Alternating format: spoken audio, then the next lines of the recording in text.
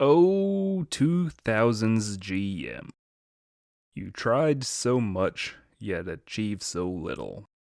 So many cool and awesome vehicles, long forgotten, hampered by one or two major flaws that kept them from greatness. The 2008 Hummer H3 Adventure could have been an off-road legend, much like the Toyota FJ Cruiser. But boy, oh boy. Unfortunately, most were saddled with an engine that truly holds it back.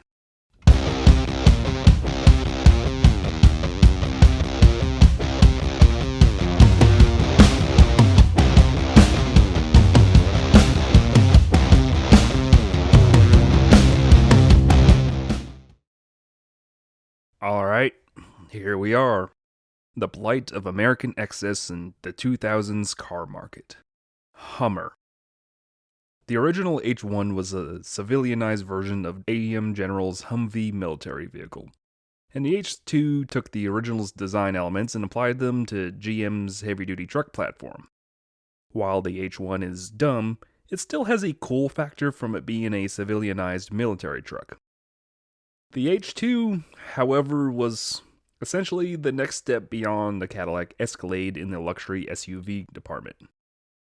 While it had off-road traits over the Escalade, it soon became such a polarizing vehicle that it would become the beacon of American excess in the aughts. Family Guy and South Park even made jokes about how ridiculous this vehicle was. For their third vehicle, GM and Hummer aimed at making something a little more attainable, and would be appropriately named the H3. Using a modified platform that rode underneath the first-generation Chevrolet Colorado and GMC Canyon, dubbed GMT 345 for the H3, it utilized the running gear of those trucks, and really not much else. Unique bodywork, much beefier suspension, and an all-around focus on off-roading, unlike those comparatively utilitarian trucks. What the H3 did carry over from those trucks was their optional engine, the 5-cylinder Atlas engine.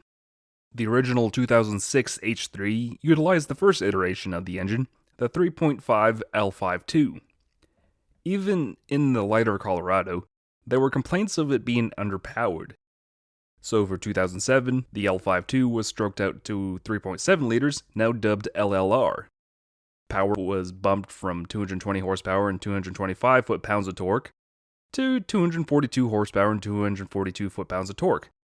The LLR also addressed a major issue with the L52, where the valve seats would become worn and leak after over 100,000 miles, which would cause an engine misfire.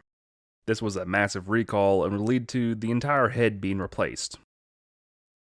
So, if the Atlas 5-cylinder was considered weak in the lighter pickup trucks, it's downright dreadful in the H3.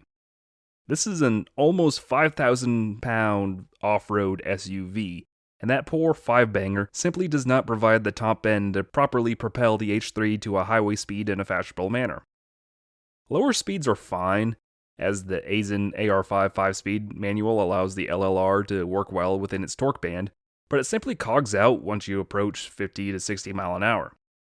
0 to 60 times are about on par with my 1989 Isuzu Trooper 2, which, yeah, it's pretty dreadful. Remember, the Trooper was dreadfully slow in its day, something I brought up in my review of it. And you can imagine what 20 years of innovation and refinement can lead to such dramatic disappointment of flat-footing on I-15 and not maintaining 65 mile an hour. At least the engine's quiet. And while we're on highway driving and the rest of the drive, yeah, it's not a highway vehicle at all. It's at least comfortable inside, and the off-road suspension does soak up heavy bumps. But oh boy, at those highway speeds, it's floaty. Have you ever been on a four-wheeler or quad if you're from a region that refers to them as such, so stop yelling at me, and just max it out on a country road? You know that unsettling feeling where you just feel the front end lift and kind of floats across the road? The 2008 Hummer H3 Adventure feels exactly like that. I found myself constantly having to chase the wheel as the Hummer just never felt planted at high speeds. Every wind gust and big truck flying by doesn't help, as this is a giant box, and the air would just want to throw you all over the highway. Yeah, it's not a good feeling trying to keep this thing in lane. Now, off-road, in the dirt, the H3 Adventure is truly at home. The torque of the 5-cylinder, coupled with the gearing of the transmission and the 4-to-1 low range, simply propels the Hummer wherever you point it in the Nevada desert. Now, I only tackled very mild stuff on fire roads, but overall, the H3 is exactly the mountain goat you'd hope it was. See that hill? Go up it. The road's washed out? Drive through it. The H3 is in its element here, especially with all the tools that Hummer gave you with the Adventure package. This package gives you 33-inch all-terrain tires. The original Goodyears have long since replaced by these aging Toyos. Bilstein shocks, an electronic differential locker in the rear. 09 and 10 models got lockers front and rear, a raised suspension, and a 4-to-1 low range. There's also a package above the Adventure called the Alpha, and that carries much of the off-road goodies with one major change. The lowly 5-cylinder got replaced with the 5.3-liter LH8 V8. Now, the 5.3 isn't much of a hot dog engine in the LS family, but compared to the Wiesen 5-cylinder, it's a much needed help on the highway. But alas, this isn't an Alpha. It's an Adventure. A well-used 2008 Hummer H3 Adventure. Yeah, this one's a little worn. The paint is beat up due to it being, well, a desert off-roader. The plastics that adorn the outside and inside that GM absolutely loved in the 2000s have not aged well at all. The black trim pieces that adorn the A-posts are faded, a different color of black, and of course are coming apart due to years of wind buffering because the H3 has the aerodynamics of a toaster. The passenger side mirror housing is cracked on the inside, and I was afraid to move the mirror because of it. It's missing the actual gas cap underneath the billet lockable gas cap. And, of course, it's also missing the power steering reservoir cap. And yeah, in the engine bay, that is coolant.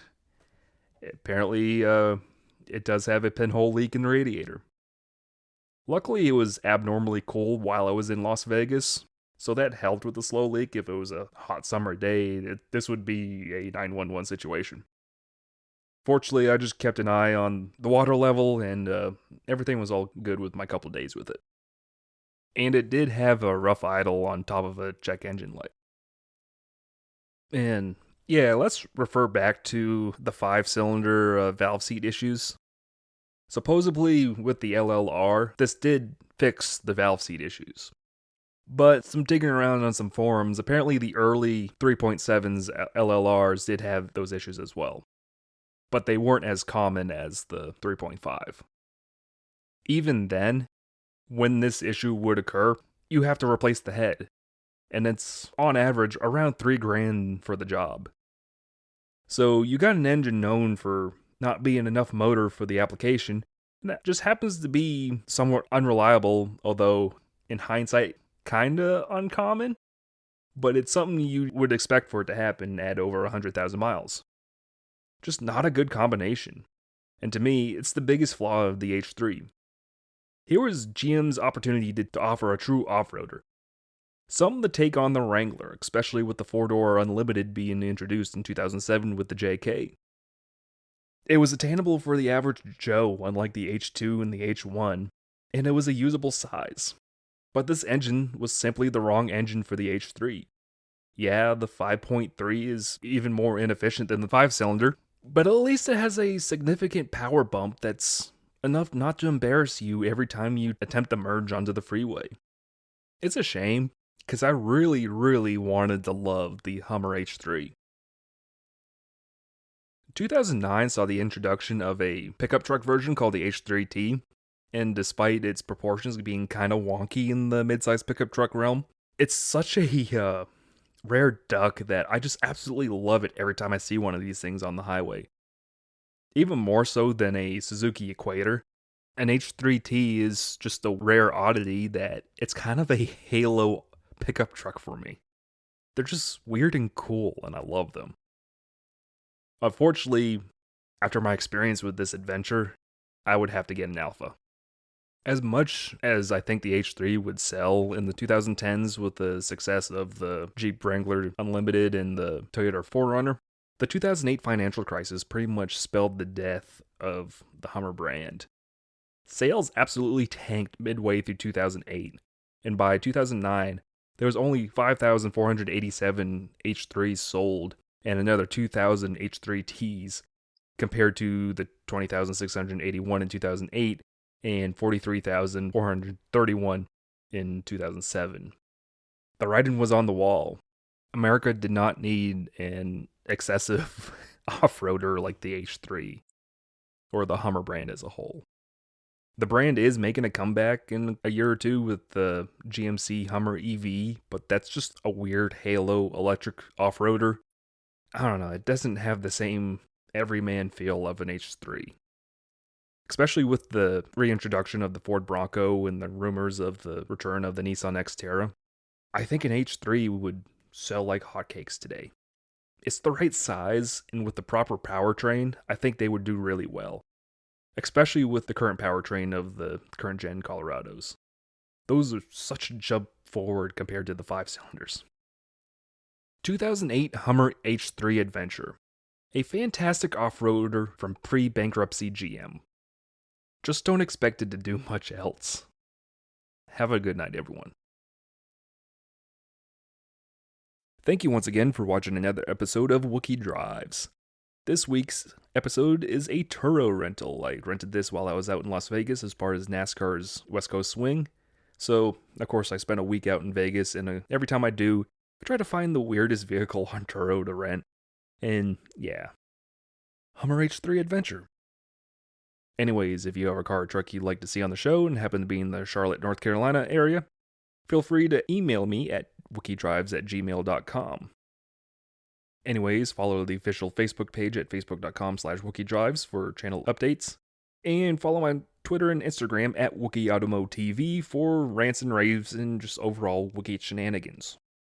Be sure to like the video, leave a comment, share with all your friends, and please subscribe. I hate having to ask, but it helps with the algorithm. Anyways, thank you so much for watching, and have a good night.